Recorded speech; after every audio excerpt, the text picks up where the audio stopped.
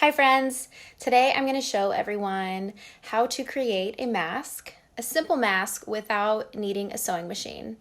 I know when I'm out and about, I definitely like to protect my nose, my mouth, everything, the respiratory system right now.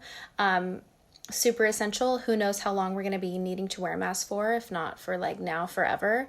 So stay tuned. I'm going to show you a really quick, simple, easy way. So I'm using fabric that I found in my closet from when I had sewing class. This is like more of a sateen, like satin knockoff that I'm going to be using, but you can use literally t-shirts or even tissue paper. You just really want to make sure that anything that you use is going to be double-sided. So next I'm going to cut it. In mind, I just cut a long rectangle. The height is 11 inches. The width is going to vary. And don't worry about if it's not like a perfect rectangle, because we can tuck everything in later.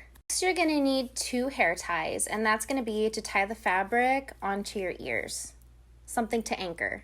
I want the shiny fabric being on the outside, so I'm going to turn it over and I'm going to put more of the matte side because I'm going to start folding this guy.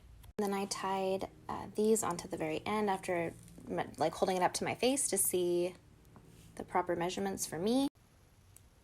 And there you have it, you guys. More of a chic mask, as you can see, tied behind the ear here.